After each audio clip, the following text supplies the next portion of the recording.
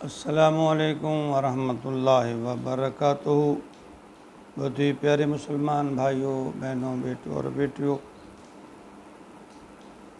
درس قرآن کے سلسلہ میں آج کا ہمارا سبق سورۃ الانعام 151 آیت پر ہے، اور یہ آج کا ہمارا اس آیت کے حوالے سے تیسرا سبق ہے، کیونکہ اس آیت مبارکہ میں بات ہی اتنی اہم ہے کہ 5 گناہوں کا تذکرہ ہے، گناہ کبیرہ کا تذکرہ ہے، اور میں چاہتا ہوں کہ ایک ایک گناہ پر یا محرمات میں سے ہر ایک پر ایک ایک سبق کیا جائے تاکہ کچھ نہ کچھ اس پہ گفتگو ہو سکے۔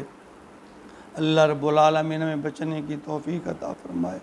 اس سے پہلے ہم جو تذکرہ کر چکے پچھلے اسباق میں کہ اللہ نے فرمایا اللہ تشرکو بہ شیئا، پہلا سبق تھا کہ خبردار میرے ساتھ کسی کو شریک نہیں ٹھہرانا۔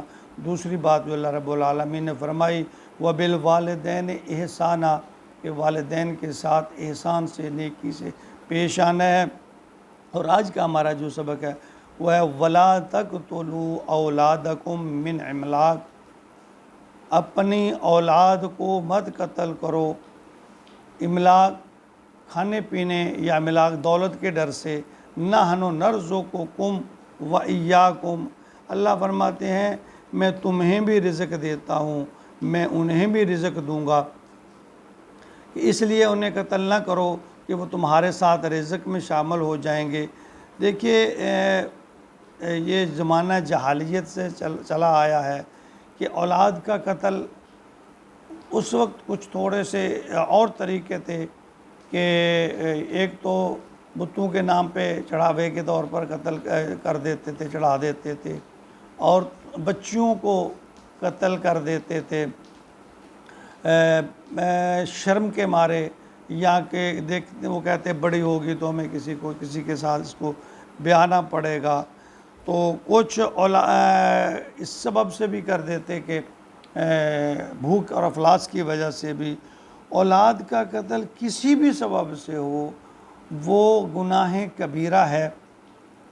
اللہ بتوں کے نام پر دینا تو ویسے شرک کے زمرے میں آتا ہے، اور یہاں جو فرمایا گیا اللہ تعالیٰ نے فرمایا وَلَا تَقْتُلُوا أَوْلَادَكُمْ، اپنی اولاد کو قتل نہ کرو من املاق، تنگ دستی کے خوف سے، نحن نرزقکم ایاکم، ان کو بھی رزق میں دیتا ہوں، تمہیں بھی رزق میں نے دیا، ان کو بھی رزق میں ہی دوں گا۔ تو فرمایا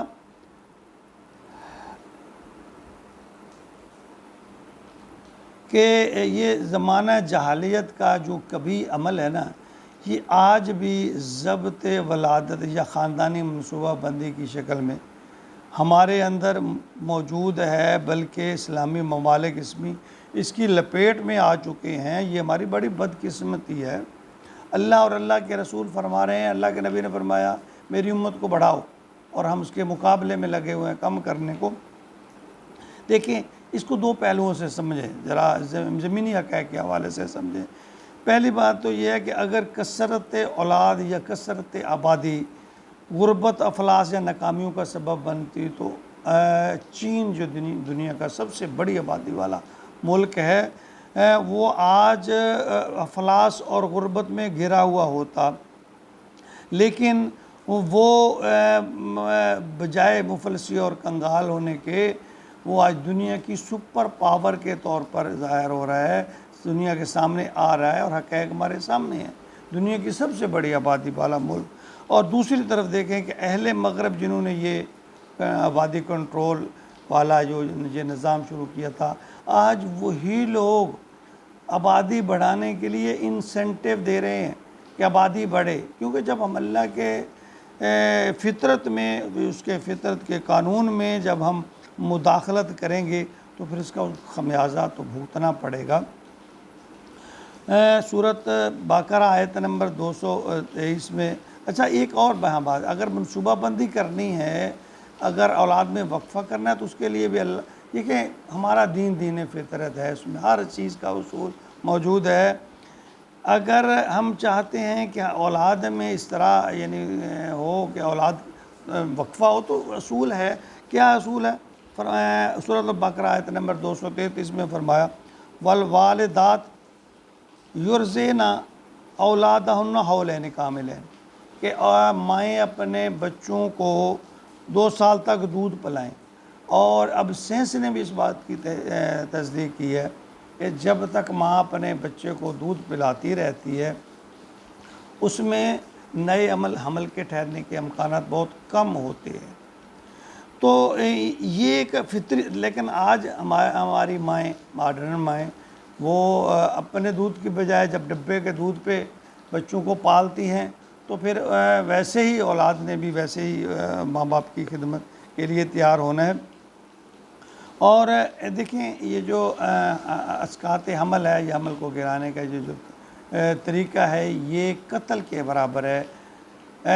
کفار جہالت میں اپنے اولاد کو زندہ پیدا ہونے کے بعد قتل کرتے تھے، ہم اس کو پیدا ہونے سے پہلے قتل کر دیتے ہیں۔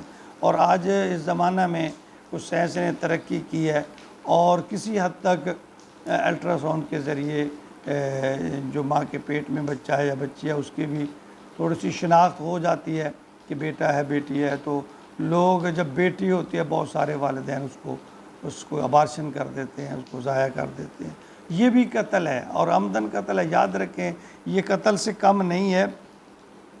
تو ہمیں سوچنا سمجھنا چاہیے کہ یہ جو ہم جس طرف جا رہے ہیں، دیکھیں شرم کے مارے بچیوں کو قتل کے، بچی زیادہ ہو یا بچی ہوگی بچہ نہیں ہے، تو یہ وہی کفار بھی تو ایسے ہی کرتے تھے نا، وہ بھی قتل کرتے تھے، فرق صرف اتنا ہے وہ پیدا ہونے کے بعد قتل کرتے تھے اور آج ہم پیدا ہونے سے پہلے قتل کرتے ہیں۔ اللہ تعالیٰ معاف فرمائے۔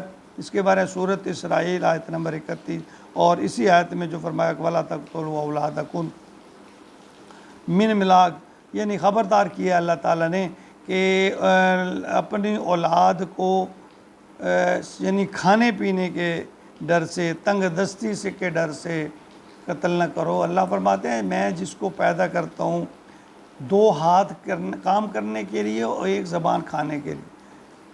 اللہ تعالیٰ جس کو پیدا کرتے ہیں اس کا مقدر ساتھ بھیجتے ہیں، 2 ہاتھ ہیں کام کرنے کے لیے اور کھانے کی 1 زبان ہے۔ اور آپ نے کئی دیکھا ہوگا لوگوں کے جن کے شروع میں آپ سمجھتے کثرت اولاد ہے، آج اس کے لیے وبال ہے، اور وہی بچے بڑے ہو کر جب سب کمانے کے قابل ہوتے ہیں تو خوشحالی آ جاتی ہے۔ یہ اللہ کا قانون ہے، اور پھر جس روح کو اس دنیا میں آنا ہے ہم اس کو روک نہیں سکتے، خام خواہ مجرم بنتے ہیں اس معاملہ میں۔ اللہ تعالیٰ ہمیں ہدایت نصیب فرمائے۔ ابن مسعود نے رسول اللہ صلی اللہ علیہ وسلم سے دریافت فرمایا کہ سب سے بڑا گناہ کیا ہے؟ تو آپ نے فرمایا اللہ کے ساتھ شرک کرنا، حالانکہ اسی اکیلے نے پیدا کیا، یعنی ہر انسان کو، تمہیں ہمیں۔ پوچھا پھر کون سا؟ فرمایا کہ اپنی اولاد کو اس خوف سے قتل کرنا کہ وہ میرے ساتھ کھائے گی۔ تو اس لیے ہمیں اللہ پر بھروسہ کرنا چاہیے۔ اللہ نے ہمیں پیدا کیا، ہمیں بھی تو رزق دے رہا ہے، اور جس کو اللہ پیدا کرتا ہے اس کے رزق کے اسباب اللہ تعالیٰ خود پیدا کرتا ہے۔ جانوروں کو دیکھیے، وہ کون سا کام کرتے ہیں، وہ کون سی محنت کرتے ہیں، وہ کس نوکری پر لگے ہوئے ہیں، اللہ سب کو پیٹ بھر کے کھلاتا ہے اور شام کو کوئی بھوکا نہیں سوتا۔ تو ہمیں یہ چاہیے کہ ہم اسلام کی طرف لوٹیں، دین کی طرف، فطرت کی طرف۔